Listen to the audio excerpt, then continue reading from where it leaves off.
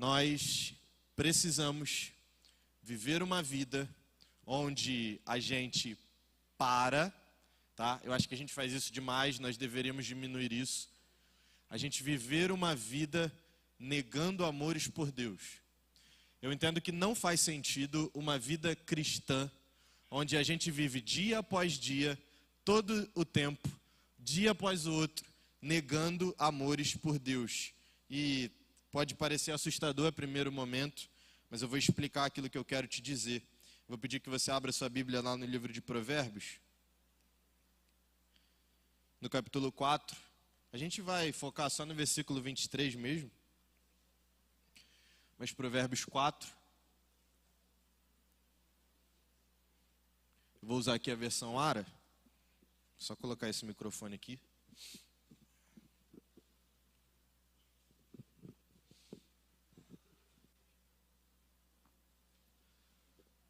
Provérbios 4, 23. Vamos ler ali mesmo. Se vocês convidar vocês para lerem junto comigo ali, onde está aparecendo para todos nós. Vamos lá?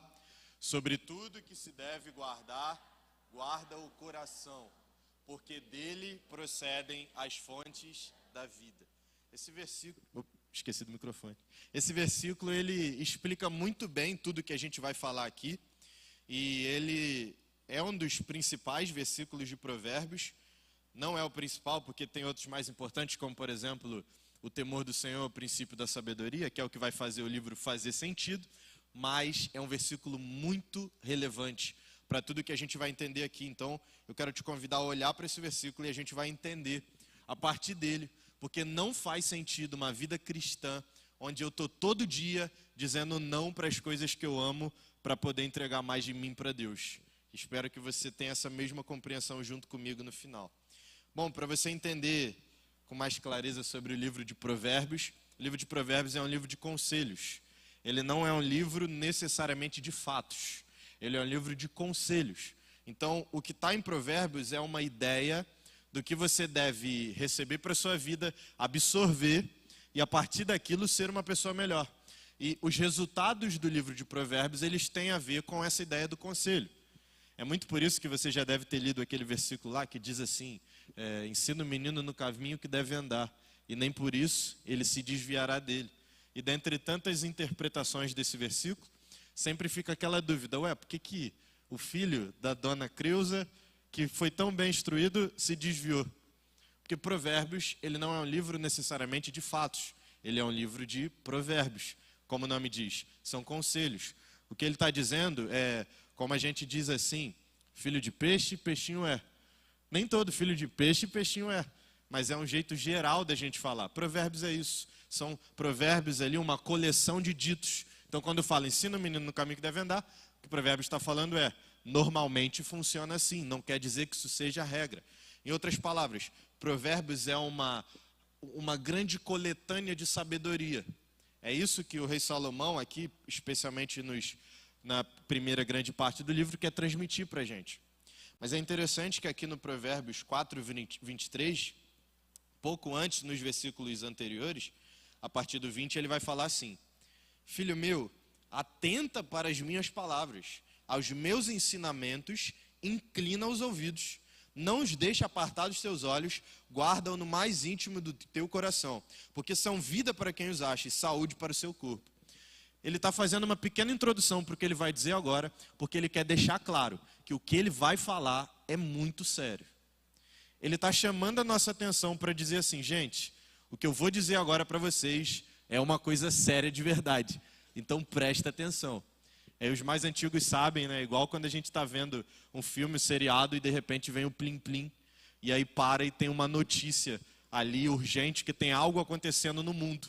É o que Salomão está falando aqui. Para, gente, que eu tenho algo muito importante para dizer a partir do que eu vou falar aqui. Então ele faz esse convite para a gente se atentar.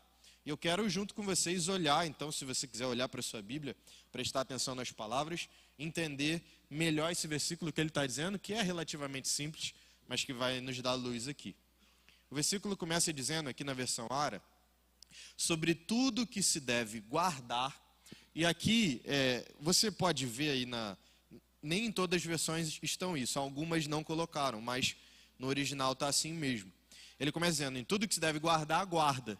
Então ele usa a palavra guardar 2 vezes. Aqui é uma espécie de redundância, as coisas se repetem. Ele não precisava ter falado isso. E por que ele está falando? Porque ele quer deixar claro. Ele quer deixar claro que é para guardar. Então ele diz, de tudo que se deve guardar, guarda o coração.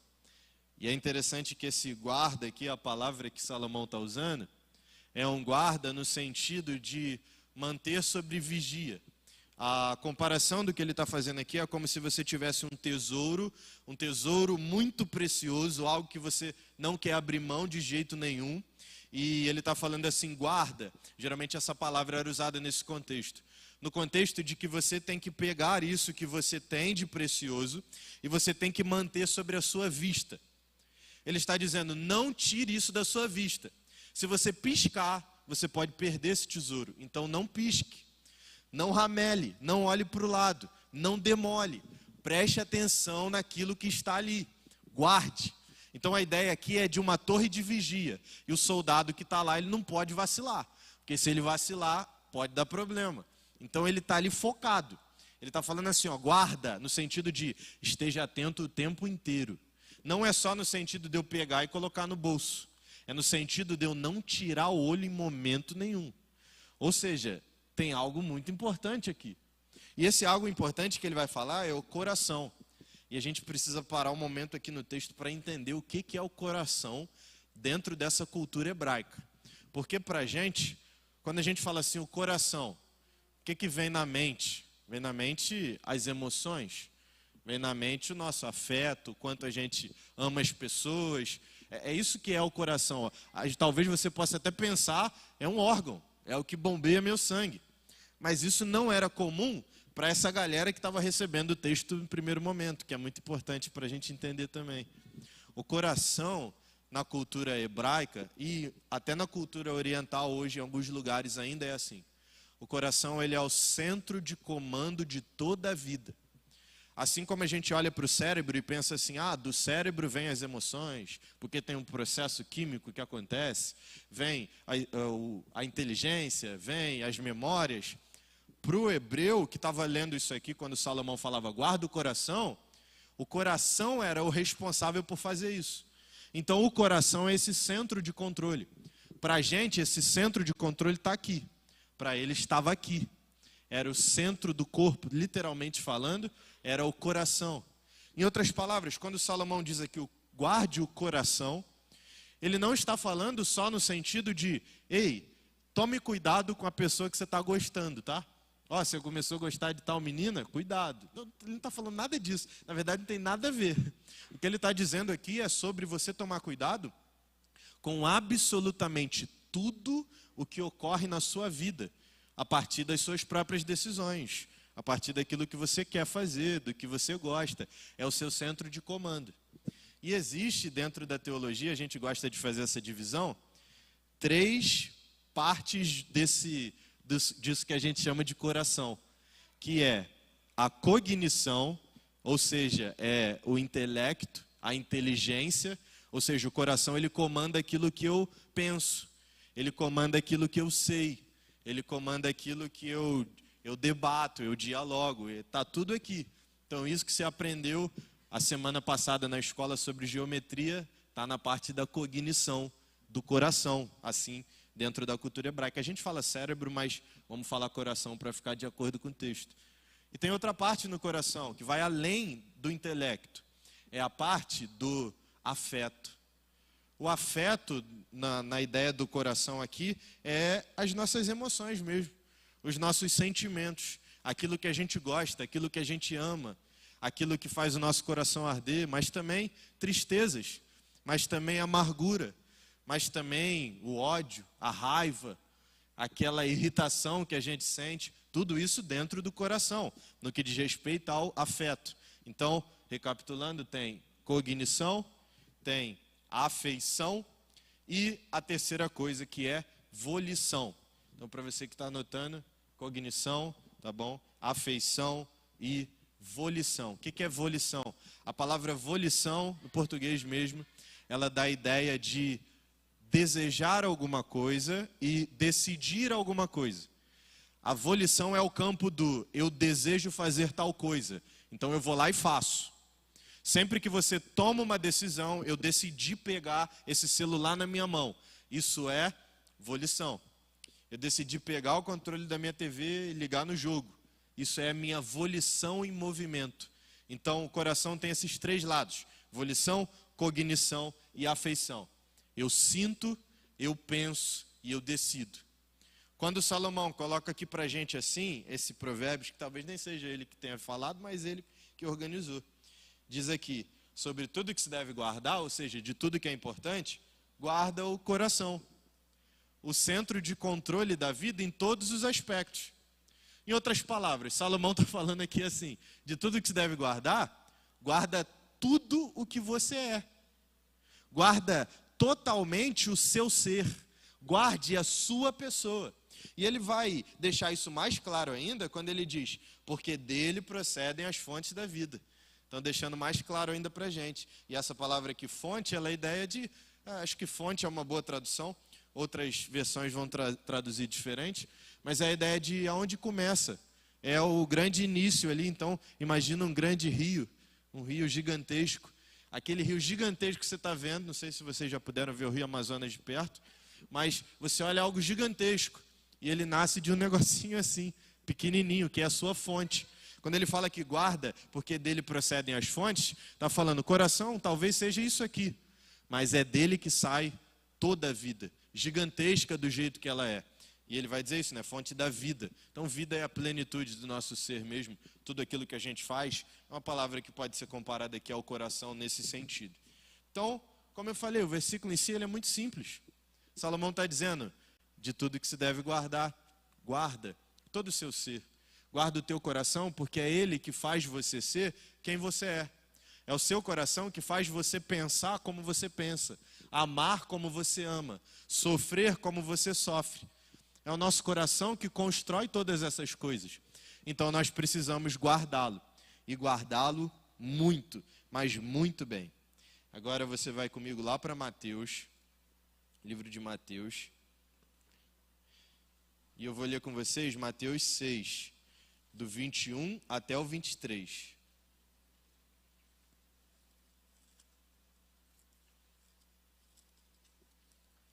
Mateus 6, 21 a 23.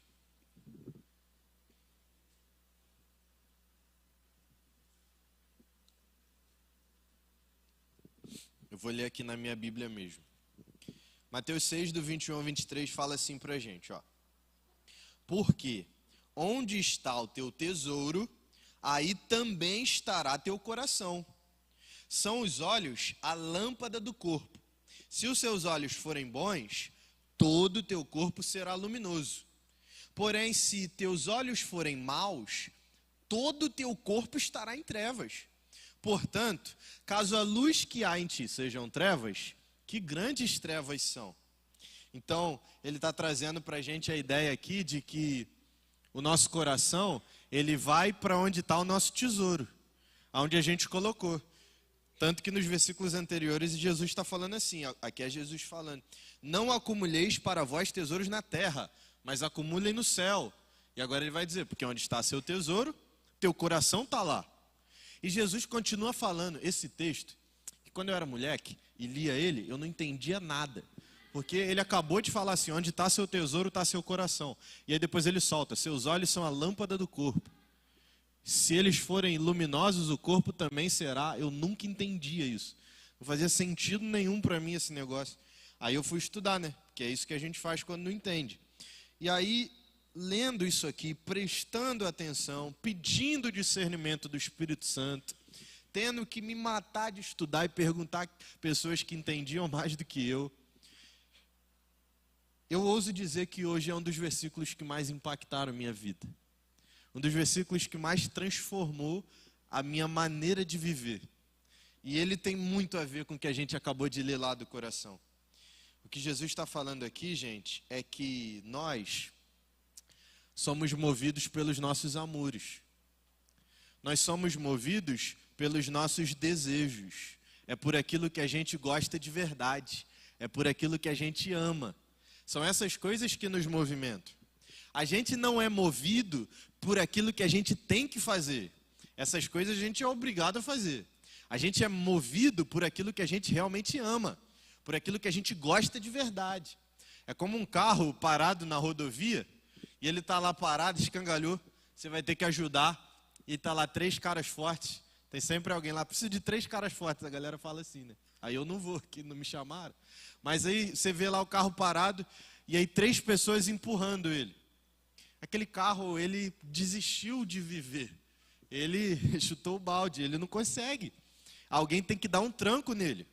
Não é o que ele quer fazer, é o que estão forçando ele a fazer. Não é isso que movimenta ele. O que movimenta o carro? O que movimenta o carro é ele ter força para se movimentar. Ele ter gasolina, ele está funcionando bem. Ele vai para onde o piloto está mandando ele. Ele corre na sua direção, na direção que ele quer. Na direção que o piloto, encarnando o carro, ele quer. Em outras palavras, ele não é movido por aquilo que ele é obrigado a fazer, mas pelo que ele deseja. Claro, é só uma analogia, carro não pensa, não sente, então se você falar, você está errado. Todos nós estamos, porque carro não tem nada disso. O que eu quero transmitir aqui é a ideia de que nós não nos movemos pelo que somos obrigados. Você não se move porque você sabe que segunda-feira você vai chegar na escola e vai ter prova. Que você vai chegar no trabalho, vai ter uma pilha de coisa que você não fez durante o final de semana e você vai ter que fazer agora. Na verdade, você nem quer que isso aconteça. Você quer acordar segunda-feira e do nada ter um decreto falando assim, hoje é feriado, a gente não vai precisar ir para lugar nenhum. É isso que a gente quer. Você só vai querer ir para a escola se você estiver apaixonado. Aí você vai querer ir para a escola. Mas fora isso, eu vi uns olhando para o lado aí, mas não vou prestar atenção não. Mas fora isso, você não vai querer. Ou se tiver interclasse. Se não tiver, você não quer. Você quer ficar em casa, você quer dormir. Igual eu nessa idade. Não queria de jeito, tudo que eu não queria era ir para a escola. Tinha que ir, porque a gente é obrigado. Então, não é isso que nos move, nos movimenta. Isso é o que a gente é obrigado. Então, o que te movimenta? O que te movimenta é você pegar o celular e você saber que a Taylor Swift vai fazer um show em Campos. Aí você fica enlouquecido. Você saber que na Igreja Batista do Flamboyante, é flamboyante ou flamboyant? Flamboyant, obrigado. Então é temudo, igual gringo. Saber que na Igreja Batista do Flamboyante é muito difícil. O que te movimenta é saber que aqui na Igreja Batista do Flamboyant o Neymar vai entrar ali pela porta. Aí você fala, nossa, eu preciso vir, que é o Neymar. Calma, não estou falando de idolatria ainda. Você pode gostar dessas pessoas, desde que elas não estejam acima de Deus. Mas esse tipo de coisa que a gente gosta, que a gente acha legal, que a gente quer que aconteça, é isso que nos movimenta. Nós somos movidos por elas. Elas que dão sentido àquilo que a gente está fazendo, para onde a gente está caminhando. Você já parou em algum momento na sua vida para pensar assim, por que eu estou vivendo? Por que eu continuo caminhando? O que está me fazendo viver? E a resposta para isso é, o que você ama. São os seus amores. São eles que te movimentam. Você está indo na direção daquilo que você ama. Talvez seja Deus, talvez não. Mas independente do que seja, o que está te fazendo caminhar para a direção, qualquer que ela seja, é o que você ama. O que a gente tem que fazer, o que a gente é obrigado, isso aí faz parte da vida. A gente vai ter que fazer de qualquer jeito. Mas quando eu chego em casa e eu estou muito animado para ver o próximo episódio daquela série, é aquilo que faz meu dia fazer sentido, porque é o que eu amo. Quando Jesus coloca aqui para a gente que onde está o seu tesouro, também está teu coração, o que Jesus está falando aqui é, o que você ama? Qual é a coisa que você mais ama? Qual é a coisa que faz os seus olhos brilharem? Porque essa coisa tem teu coração. E se o nosso coração, aqui nessa cultura do hebraico, lembra? Quando Jesus fala coração, não é só sobre amor, mas é sobre toda a estrutura do nosso corpo, porque ele é o centro de controle. Jesus é hebreu, é a mesma mentalidade daquela galera, que é a mesma mentalidade dos gregos também, então não vai fazer tanta diferença aqui, embora ele já tivesse um pouquinho mais de discernimento sobre o cérebro. Mas de qualquer maneira, o que Jesus está falando aqui é, o que você ama, é onde está seu maior tesouro, é ali que está o movimento da sua vida. É para essa direção que você está indo, é para lá. Por isso a gente precisa avaliar o que a gente ama. E é por isso que Jesus continua dizendo aqui, eu falei que parecendo fazer sentido, mas faz. Onde está o teu tesouro, está também o teu coração. Os olhos são a lâmpada do corpo. Se eles forem bons, o corpo vai ser bom. Se forem maus, o corpo vai ser mau. O que Jesus está falando aqui para a gente é: qual é a coisa que mais tem roubado a sua atenção? Qual é a coisa que você mais tem passado tempo olhando? Em outras palavras, se a gente pudesse botar mais na nossa linguagem aqui, o que faz os seus olhos brilharem? O que você olha e dilata as suas pupilas? Qual é a coisa que faz isso?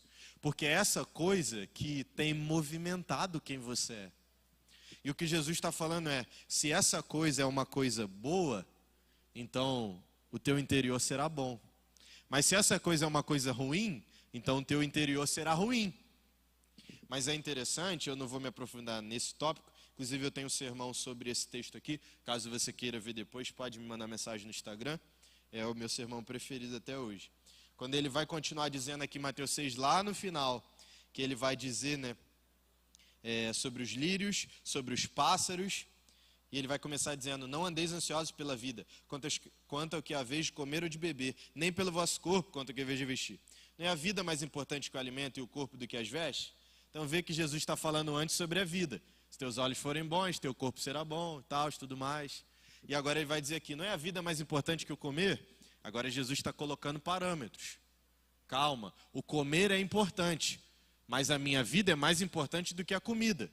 E aí ele vai terminar dizendo: o que você faz com a sua vida, que é a coisa mais importante que você tem? E ele termina dizendo aqui: coloque nas mãos do Pai Eterno. Em outras palavras, quando Jesus fala: se teus olhos forem bons, todo o seu corpo será bom, o que ele está dizendo para a gente é assim: qual é a coisa boa de verdade? É o Pai Eterno, é Deus. Então, se meus olhos estão em Deus, o meu corpo será bom. O que Jesus está falando para a gente aqui nesse momento é que, se nós somos movidos pelos nossos amores, nós precisamos viver uma vida onde o nosso maior amor é Deus. Porque se meu maior amor for qualquer outra coisa, e veja, tudo, gente, tudo tem poder para ser o maior amor das nossas vidas. Absolutamente qualquer coisa. A gente costuma pensar nas coisas ruins, né? Ah, eu coloquei esse pecado acima de Deus. Ou então a gente pensa nas coisas mais, assim, tem uns negócios que vem na cabeça. Ah, eu estou colocando a série no lugar de Deus. Eu estou colocando o futebol, meu time no lugar de Deus. Estou colocando essa banda aqui no lugar de Deus. Mas sabe o que dá para colocar no lugar de Deus também? O serviço na igreja. Dá para trocar, a galera de missões fala muito isso, o Deus da missão pela missão de Deus. E a gente se desvirtua nisso, se perde.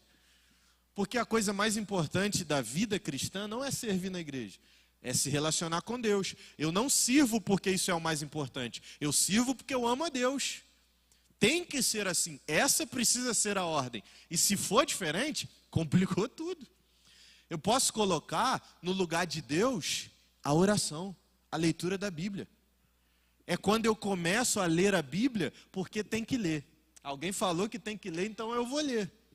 Não. Por que eu leio a Bíblia? Porque eu amo a Deus. E por amar a Deus, eu sei que isso aqui é um momento de relacionamento com Ele. Ah, Yuri, eu acho que eu não estou amando o suficiente. Eu tenho que fazer de qualquer jeito? Tem que fazer. Não pode deixar de fazer. Porque é através dela que você vai desenvolver esse relacionamento. Agora, não é ler por ler. Senão é um livro qualquer. Você está lendo por ler? Não precisa. Leia porque tem propósito. Ame a Deus antes de qualquer coisa. Se relacione com Ele. Então leia a Bíblia. Inclusive Agostinho falava isso bastante, né? Se você amar a Deus, acho que eu falo isso todo sermão, preciso parar com isso. Se você amar a Deus, você pode fazer o que quiser. Ele falava assim. Por quê, gente? Porque se Deus for teu maior amor, se Deus for tua principal prioridade, se não houver nada na tua vida que compete com Deus, o que você vai querer fazer? A vontade dEle. A vontade dEle. Em outras palavras, olha onde a gente está chegando. Vamos lá. Tem um monte de coisa, mas é uma linha só de raciocínio. Se eu preciso guardar meu coração acima de tudo, se o meu coração é o que controla a minha vida, se Jesus está falando que o que eu mais desejo, o que rouba a minha atenção, o que faz meus olhos brilharem, é o que comanda a minha vida, qual é o raciocínio lógico onde a gente chega? Que os nossos problemas são problemas dos amores. Quando eu peco porque, mesmo que seja por um pequeno momento, mesmo que seja numa pequena coisa, teve um defeito no meu amor, que deveria estar em Deus, mas eu coloquei no pecado. Teve um defeito no meu desejo, que deveria estar em Deus, mas eu coloquei no pecado. Então essa minha volição, que a gente falou aqui, que é a ideia do desejo, que deveria estar em Deus, eu coloquei em qualquer outra coisa, que, como eu falei aqui, pode se tornar pecado, porque qualquer coisa no lugar de Deus é idolatria. E aí a gente entra no conceito de idolatria. Vários filósofos já falaram isso, e é uma grande verdade. Nós sempre seremos escravos de alguma coisa. Nós sempre desejaremos alguma coisa, sempre. Não tem um ser humano que não tenha um desejo por algo específico. Não tem um ser humano que não seja escravizado por alguma coisa. Todos nós somos escravos de algo. Por isso que Paulo vai falar lá na frente, que nós fomos libertos do pecado e nos tornamos escravos de Deus. Calma aí, Paulo, eu fui liberto e eu virei escravo? Não faz sentido esse cálculo. Faz, porque nós fomos criados sempre para servirmos alguma coisa. Deus nos criou com isso no coração. E isso no coração que a gente tem de servir alguma coisa, às vezes é o dinheiro, às vezes é uma paixão, às vezes é um trabalho, às vezes é a gente mesmo. Essas coisas acontecem porque Deus colocou no nosso coração um desejo de olhar para Ele, de se voltar para Ele. E o que a gente faz com esse desejo? Coloca em outras coisas, ama outras coisas. Sempre seremos escravos de algo. Então precisamos reconhecer a nossa escravidão em Jesus, em quem Ele é, na pessoa de Cristo. E é exatamente isso que Jesus está trazendo aqui. Vocês sempre vão desejar alguma coisa, então deseje a mim. Coloque o seu desejo em mim. Você pode ouvir lá tranquilamente sua banda preferida de K-pop, tranquilo.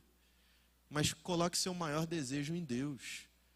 Você pode achar que o Neymar foi melhor que o Ronaldinho. Você vai estar errado, mas você pode. Mas coloque o seu desejo em Deus. Acima de todas as coisas. Absolutamente de todas as coisas. Todas. A gente cantou aqui 2 vezes essa música. Eu fiquei muito feliz, que eu gosto muito dela. Uma vez que eu coloquei os meus olhos em Ti, nada mais me satisfaz. E deixa eu perguntar para você. Você tem cantado essa música pensando no que você está falando?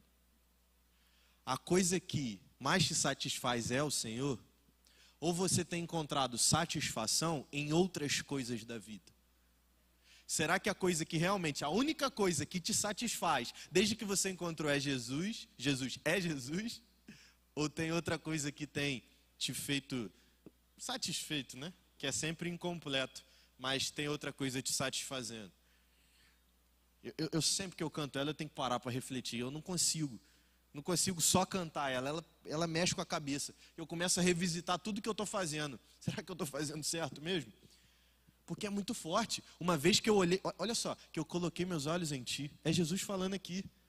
Os olhos são a lâmpada. Qual é a coisa que tem feito seus olhos brilharem? Você acorda, qual o primeiro pensamento? É Deus? Você vai dormir, qual o primeiro pensamento? Quando você está na rua e você sabe que está chegando em casa, vem um sentimento assim, poxa, que vontade de chegar em casa para orar. Vem isso? É difícil, né? Não é uma coisa fácil. Não estou falando aqui como se fosse simples, né? E nem como se eu conseguisse isso o tempo todo, claro que não. Estou no mesmo patamar de todo mundo, por isso eu preciso me policiar. Mas esse é o ponto. Deus tem sido o nosso maior amor? Você já pensou que, porque Deus nos criou, o que Deus fez o homem? Eu já pensei nisso muito tempo na minha vida.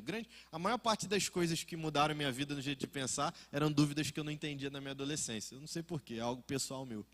Eu ficava assim, por que Deus criou o homem, hein? Por que ele tinha que fazer isso? Que motivo Deus tinha para fazer isso? Não parece fazer tanto sentido. Aí você vai lá em João, eu ia chutar o versículo, mas acho que eu vou errar. Aí depois você pesquisa. E aí Jesus vai falar assim, porque o Pai me amou antes de criar o mundo. Peraí, Deus, Pai, amou o Filho, Jesus, antes do mundo ser criado? Então, antes do mundo ser criado, havia amor? E aí você vai para Gênesis 1 e você vai ver Deus falando assim: façamos o homem à nossa imagem e semelhança. Não é uma pessoa só falando, são três ali. Pai, o Filho e o Espírito Santo. Você já deve ter ouvido sobre a Trindade. Lá na minha plataforma você pode ouvir. E aí, são três falando: façamos o homem, façamos. Você olha para João, Jesus falando que havia amor antes do mundo ser criado, e agora você olha ele falando assim no começo da Bíblia: façamos. Caramba, isso é um relacionamento. Isso é uma relação acontecendo, uma relação de amor, que olhou um para o outro. O pai olha para o filho olha para o espírito olha para o pai, eles olham um para o outro e falam assim: gente, vamos fazer alguém para que possa desfrutar desse amor também? Deus não criou porque precisava, Deus não criou porque tinha que ser adorado, porque não faltava nada. Ele era três, então ele já tinha tudo que ele precisava ali. Deus, ele criou porque ele queria compartilhar desse amor. Quando o casal se ama demais, eles olham um para o outro e falam assim: vamos ter um filho? Eles não precisam daquilo, não é aquilo que vai dar razão. Mas eles fazem porque, de tanto se amarem, eles querem amar uma outra vida. Deus criou por puro amor. E olha que loucura onde a gente chega aqui. A gente chega na realidade onde o que nos movimenta são os nossos amores. Criados pelo amor, movidos pelo amor e feitos para irmos em direção ao próprio amor. Como a Bíblia vai dizer, Deus é o próprio amor. Olha como tudo se conecta no amor. E como esse negócio tem um peso gigantesco. E como a gente precisa falar disso, óbvio, sem descartar a ideia de que Deus é justiça, de que Deus é ira também, mas entender que essa característica, tão forte como ela é, dá razão a toda a vida. E Yuri, o que tudo isso que você está falando tem a ver com idolatria? Porque idolatria é o ato de amar demais alguma coisa. Idolatria é o ato de amar algo mais do que Deus. Todo pecado é um pecado da idolatria, porque a gente coloca outra coisa acima de Deus. A gente vai olhar para Gênesis, eu estou passeando pela Bíblia aqui, a gente vai olhar para Gênesis e a gente vai ver lá no começo Deus falando: ó, não peque, o fruto, aí o homem peca. E aí Deus começa a dar ordens. Qual é a tendência do homem a partir dali? Sempre desrespeitar a ordem de Deus, fazendo o que ele quer. Mas Deus falou isso, né? Ele não pode comer do fruto, porque senão ele será conhecedor do bem e do mal. O texto ali quer dizer que o homem, não que ele vá ter ali poder para definir o que é bem ou mal, ou que ele não soubesse antes. Adão sabia o que era pecado. Deus não falou para ele: ó, se comer vai dar ruim. Ele sabia, não é que ele não sabia. O texto está dizendo que Adão agora, ele tomou a capacidade para si de definir o que é certo e errado à luz dos próprios olhos. Adão agora está escolhendo o que é certo e errado. Ele não pode fazer isso, mas ele está fazendo. E o resto da Bíblia, especialmente em Gênesis, é isso. E para mim fica muito claro na Torre de Babel. Quando Deus tinha falado, deixado claro: se multipliquem e se espalhem pela terra. E eles falaram: não, nós vamos fazer uma torre que chegará até o céu e ninguém nos tirará daqui. E Deus fala assim: ah é? Confunde as línguas de todo mundo e agora eles se espalham pela terra. Deus fala uma coisa e o homem fala: não vou fazer assim, vou fazer do meu jeito. Isso é o quê? É colocar uma outra coisa no lugar de Deus. Geralmente, eu mesmo. Todo pecado, eu tiro Deus do trono, não que eu possa, mas eu tiro Deus do trono e eu me assento lá, dizendo assim: Deus, eu sei que o Senhor falou esse negócio aí que não é para fazer, mas eu acho que eu sei o que é certo ou errado. Então, eu vou cair nesse pecado aqui, porque eu estou definindo o que é certo e errado. Aí vem a culpa, a gente se arrepende, chora pra caramba por ter feito aquilo, mas foi isso que a gente fez. Se assentar no trono de Deus. A palavra para isso é usurpar. A gente usurpou o lugar de Deus. Isso é idolatria. Tudo na nossa vida se move em direção à idolatria. Absolutamente tudo. Tudo. No começo desse sermão eu falei que a gente precisa parar de viver uma vida onde a gente fica negando amores o tempo todo por Deus. Eu estou falando do quê? Eu estou falando de quando você chega na sua casa hoje, você vai chegar lá, e aí você está no último episódio da série que você gosta.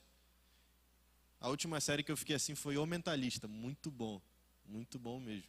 Quem assistiu sabe que é muito boa. E eu vi aquilo enlouquecidamente, porque eu não conseguia parar. E aí eu vou chegar hoje em casa, tô lá no último episódio de Mentalista. Uma cena que eu esperei ver todos os episódios da vida daquela série. Aí eu tô esperando ali no último episódio, e aí eu paro e falo assim, não. Tô dedicando pouco tempo a Deus. Eu vou parar, não vou ver, vou entrar no meu quarto e vou orar. A gente faz isso às vezes. Tranquilo, nada de errado. Aí chega amanhã, de novo, vou ver uma outra coisa. Não, hoje eu não vou ver isso não, vou falar com Deus aqui. Aí no outro dia, de novo. Não, hoje eu quero assistir, mas não vou fazer tal coisa. Eu estou usando exemplo de série, mas eu quero que você pense nesse momento na coisa que você mais gosta de fazer.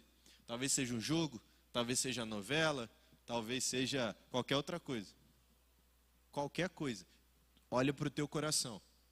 Você chega para isso, você dá de cara com isso, você fala assim, hoje não, que hoje eu vou entregar mais tempo para Deus. Irmãos, isso parece uma coisa boa a princípio. E deixa eu te falar, não é ruim, não é errado. Especialmente no começo da nossa caminhada, a gente precisa tomar decisões que envolvem a renúncia. Eu não tenho como, sei lá, se você é CLT, você não tem como abrir mão do teu trabalho. Se você é autônomo, talvez você esteja trabalhando mais do que deveria, até consegue. Mas ele não, você tem uma carga certinha, você não tem como abrir mão. Eu não tenho como abrir mão de determinadas coisas. Agora, estamos falando de amores, lembra? É o que você gosta. E aí todo dia você faz isso, vou abrir mão. Legal, no começo, legal. Você quer abrir mão para entregar mais para Deus. Mas deixa eu te falar uma coisa. E eu falo primeiramente para mim, antes de falar para vocês. Porque isso aqui foi muito importante para mim quando eu entendi. Toda vez que você está diante de um amor, algo que você ama, você chega para essa coisa e fala assim, não, hoje eu vou abrir mão disso para poder entregar para Deus, você prova para si mesmo, não é para mais ninguém, é para si mesmo, que aquela coisa tem um lugar acima de Deus. Você só pode abrir mão daquela série que você ama tanto, que você passa o dia todo pensando nela. Quando você chega em casa, você vai ver. Então você abre mão daquele negócio para entregar para Deus. E você fazer isso uma vez, tranquilo. Mas agora você faz com frequência. Não com tanta frequência assim, de vez em quando. O que você está provando ali é, eu amo essa série mais do que a Deus. Por isso hoje eu vou abrir mão dela para entregar mais para Deus. Em outras palavras, o que eu estou dizendo aqui para você é, não que seja errado você abrir mão, mas o que eu estou dizendo aqui para você é o seguinte. Ao invés de se esforçar tanto por abrir mão de coisas por Deus, por que você não se esforça para que Deus seja o seu maior amor? Porque o seu grande empenho da vida não é que Deus seja a tua prioridade máxima. Porque se Deus for a tua prioridade máxima, tu não vai chegar em casa, pegar o celular, e eu vou abrir lá no Brawl Stars, que eu gosto de jogar muito, e aí eu vou abrir mão disso. Eu não vou, porque a minha prioridade é Deus. Na verdade, eu vou chegar em casa, eu vou parar, eu vou orar, eu vou louvar, e quando eu acabar, eu vou falar, acho que eu vou jogar um pouquinho. Entendeu a diferença? Entendeu como uma coisa entra no lugar da outra? Em outras palavras, o problema aqui, irmãos, por favor entendam isso, não é que seja errado você abrir mão de alguma coisa para falar com Deus. Inclusive o jejum envolve isso, a gente abrir mão de coisas para falar com Deus. Agora, se minha vida não é uma vida onde eu busco que Deus seja o meu maior amor, mas só uma vida onde eu estou dia após dia, só renunciando a outras coisas para entregar migalhas para Deus, então eu estou provando que eu coloquei outra coisa acima dele. Essa coisa é o meu maior amor. Por isso meu convite é, renunciar no começo é importante, mas não busque uma vida só da pura renúncia, onde o que sobrou você entregou para Deus, onde você parou uma coisa para entregar para Deus. Não, busque uma vida onde todos os dias você está pensando, como eu torno Deus a minha prioridade? Como eu torno Deus o meu maior amor? Como que eu faço para ficar com esse negócio na mente que o pregador falou, de dar vontade de chegar em casa para orar? Como é que eu faço para minha mente assumir esse negócio? Pense nisso. O Espírito Santo vai te dar sabedoria. Ele vai te ensinar. Pense nisso. A gente, por que vários dos métodos de se enfrentar pecados falham tanto?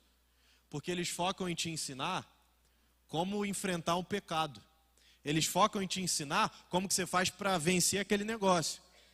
Mas eles não focam em te ensinar como fazer para amar mais a Deus. Porque se você aprender a amar mais a Deus, não tem pecado que possa te resistir. Você vai estar com ele como sua prioridade. Quem falou isso não foi o Yuri não, gente. Está lá em Gálatas. Se eu não me engano, 5,16. Esse eu vou tentar chutar. Deve estar lá. Vou abrir aqui, que ele é importante. Gálatas 5,16. Vai dizer assim: andem no Espírito, de modo nenhum satisfarão os desejos da carne. Vamos ver se eu acertei. Haha, tá certo. Tá dizendo aqui, ó. Digo, porém, andai no Espírito e jamais satisfarei o desejo da carne. Jamais. Essa palavra jamais aqui, eu não gosto de ficar mencionando os originais, mas aqui é importante. Essa palavra aqui, que é traduzida por jamais, no original do grego é me. Em grego significa não. Tá? É não. E me, em grego, significa não. Então, é não e me é não. Paulo está falando aqui assim, ó, não. Isso era um jeito grego de dar ênfase naquilo que ele estava falando. Era um jeito de falar assim, ó, não tem como. Jamais. De maneira nenhuma. De modo nenhum. Ah, mas eu não consigo vencer aquele pecado. Mas aqui está dizendo, se você andar no Espírito, você não vai satisfazer os desejos da carne. Então qual é o segredo para vencer qualquer que seja o pecado? Mas entrega a Deus. Você não precisa ficar batalhando contra o pecado. É legal ter estratégias para vencer determinado pecado, ajuda. Mas o que vai te livrar de verdade? É se acordar de manhã, 7 da manhã, e ficar até meio-dia em jejum falando com Deus. É isso que vai fazer você vencer o pecado. Porque quanto mais entrega, mais amor. Quanto mais amor, mais prioridade. Quanto mais prioridade para Deus, menos para qualquer outra coisa. Em outras palavras, tudo na vida se resume ao quanto você ama algo. Se você amar mais a Deus, então todo o resto está resolvido. Isso aqui resolve toda a nossa vida. A gente tem que ter vontade disso. A gente cantou outra música, eu não lembro direito da letra, mas fala algo do tipo: não posso ver a hora de ver a face de Deus. Não consigo mais esperar pelo momento onde eu o encontrarei. E durante os seus dias, isso passa pela cabeça? Passa pela cabeça a ideia de que um dia nós estaremos na eternidade com Deus? Se passa, que vida boa sua. Porque, gente, é muito bom. Todo dia você está assim, nossa, um dia eu vou estar lá no céu com Deus, é muito bom. Se não passa, procure por isso. Busque esse negócio para que faça sentido na sua vida. Então, umas aplicações para vocês. Para abandonar esses ídolos construídos, mexa nos seus amores, tá bom? Primeiro passo, renúncia. Como eu falei, não viva uma vida de renúncia, mas no começo você vai ter que fazer. Então a primeira coisa que você vai fazer é menos Netflix, tá bom? Menos novela para os mais velhos, menos jogo, menos resenha. A resenha é onde às vezes eu me perco. Menos teologia. Calma, não estou falando de você parar de estudar a Bíblia. Eu estou falando que às vezes, isso já aconteceu comigo. De tanto estudar teologia, o meu grande amor era a teologia, não era Deus. Então, tem gente que estuda teologia e se afasta de Deus. Não é porque a teologia nos afasta. Eu estudo muito, e dia após dia eu estudo pra caramba. O que afasta a gente de Deus não é estudar. É quando a gente coloca no lugar de Deus. Lembra que eu falei que até a oração e a leitura da Bíblia pode entrar no lugar de Deus? Porque vira uma prática pragmática, eu estou fazendo por fazer? Pois é. Então, diminua essas coisas, primeiro, que estão te afastando de Deus. Identifique isso e diminua. Essa aqui eu preciso falar. Menos eu mesmo. Menos você. Talvez a tua principal prioridade, a coisa que você mais ama, seja você. Menos de nós. Mas não se prenda à renúncia. Ela é a primeira etapa, mas o que você mais deve fazer é buscar amar a Deus, como a gente está construindo aqui. Então renunciou, disse não no primeiro momento, agora está se entregando a Deus, muda o foco. Agora o foco não é mais ficar falando não para essas coisas, o foco é amar mais a Deus. E à medida que você ama mais a Deus, essas coisas vão começar a ficar de escanteio. Você ainda vai fazer algumas delas, porque elas não necessariamente são ruins, mas você vai fazer em segundo plano, segunda prioridade. Torne Deus a sua prioridade. Então foque em amar a Deus. E aí alguém sempre vem me perguntar, especialmente lá no Instagram, a pergunta que eu mais recebo: Yuri, como que eu amo mais a Deus? Você está falando de amor por Deus, que a gente tem que amar a Deus, mas como que eu faço isso? Gente, tudo que Deus criou, fez em nós, espelha quem Ele é. Você pode sempre procurar referência naquilo que é natural para a gente, que não é pecaminoso. Como as nossas relações se desenvolvem? Como você ama mais a pessoa que está junto contigo, teu namorado, teu esposo, ou algum amigo que você gosta bastante? Como que você ama mais? Você conversa, você pergunta sobre o dia, você descobre sobre a pessoa, você constrói intimidade. Então eu divido em duas pontos aqui, para mim são 2 6, para você se aproximar mais de Deus. O primeiro, comunhão. Comunhão. Você não vai amar mais a Deus assim, ó, chega lá, pula na cama e fala, ama Deus, ama Deus. Não, ama a Deus, isso parece nome de negócio da Marvel, né? Ama a Deus. Você não vai amar mais a Deus assim, não vai. Você tem que ter comunhão. Você tem que chegar no seu quarto e orar. Você tem que cantar louvor na tua casa também, não é só na igreja. Ah, Yuri, mas eu já faço isso. Tudo bem, amém. Segunda coisa, outro C, conhecimento. À medida que você se aproxima de uma pessoa que você gosta, você sabe mais sobre a pessoa, não é verdade? Você vai descobrindo. Aí você descobre umas coisas boas, você descobre umas coisas ruins, mas você ama do mesmo jeito. Irmão, Deus não tem lado ruim. Deus não tem coisa ruim nenhuma. Então você só vai descobrir coisa boa, uma atrás da outra. E à medida que eu vou conhecendo mais sobre Deus, eu vou me tornando mais íntimo de Deus. Ou seja, comunhão, conhecimento estão intimamente ligados. Eu sei mais de Deus, eu conheço mais Ele, eu me aproximo dEle. Então invista na comunhão no dia a dia, invista no conhecimento. Não faz mal comprar um livrozinho sobre a palavra de Deus. Tem que ler a Bíblia toda, se é crente, tem que ler a Bíblia inteira. Deus deixou a palavra dele escrita aqui, ó. Deus, há milhares de anos atrás, chegou para um monte de gente na história, que nem se conhecia, e falou assim, ó, deixa tudo registrado no livro. Está aqui, você tem a vida toda para ler. Deus deixou escrito algo sobre quem Ele é. Você tem que ler isso aqui tudo. Não tem jeito, não tem fuga, tem que ler tudo. Não dá para maciar nesse ponto. Tem que ler inteiro, porque aí você vai saber quem Deus é. Afinal, a Bíblia é isso, tá? A Bíblia é quem Deus é, o que Deus faz e o que Deus sonha. É o que a Bíblia está contando para a gente. Tem que mergulhar na palavra de Deus. E as consequências disso, minha gente, são uma vida de alegria, uma vida de paz, uma vida de misericórdia, de muitos amores. Eu tenho muitos sofrimentos na vida. Eu vim dirigindo lá de casa, mais ou menos 5 horas de estrada, e a minha coluna não aguenta muita coisa. Não sei por que deu ruim em algum momento da vida e dói bastante. Faz parte. Na eternidade vai passar, é o que me consola. Mas toda hora estava lá dirigindo e sentia dor. Aí ficava me movendo assim no carro. Aí mudava o banco e tudo mais. E aí você pergunta para mim, isso me faz triste? De maneira nenhuma. Porque a minha grande esperança não é ter uma coluna nova, embora eu possa, por procedimentos, melhorá-la. E tenho feito isso. Mas o que me dá esperança é saber que um dia eu vou entrar no céu. Um dia eu vou estar na eternidade. E eu vou estar lá junto com Jesus e eu vou subir um morro correndo. Eu também não consigo correr mais por conta de outro problema que eu tenho. Mas aí não importa aqui no sermão. Mas quando chegar no céu, a primeira coisa é abraçar Jesus, depois subir um morro correndo, igual eu fazia na infância. A minha esperança está lá, não está aqui.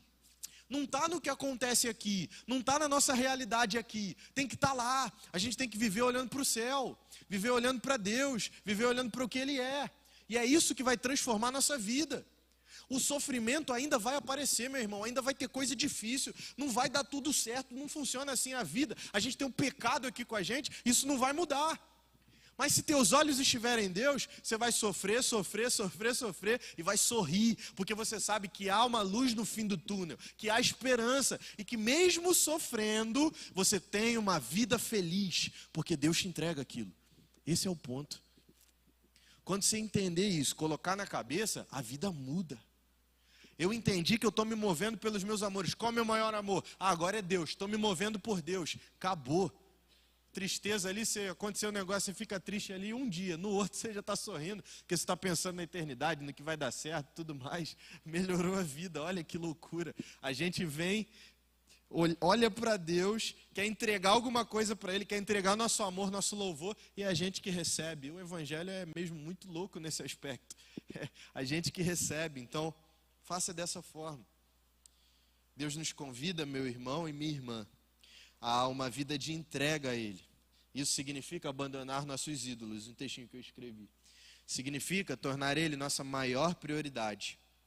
O ser humano sempre servirá a alguma coisa. Sejamos, então, escravos de Deus. Se nós sempre seremos escravos de algo, se nosso desejo é o que nos impulsiona, então que sejamos escravos de Deus. Nós sempre idolatramos algo. Sempre. Não tem como fugir. Quando eu falo assim, a gente sempre é escravo de algo, o que eu estou falando é, a gente sempre idolatra alguma coisa. O convite é muito simples. Não é para você parar de idolatrar tudo que existe, porque não dá. Alguma coisa você vai ter que idolatrar. O convite é, idolatre a Deus. Tenha Deus como sua prioridade. E se você fizer isso, sua vida vai ser transformada em todos os aspectos. Até porque o coração, que a gente leu, né?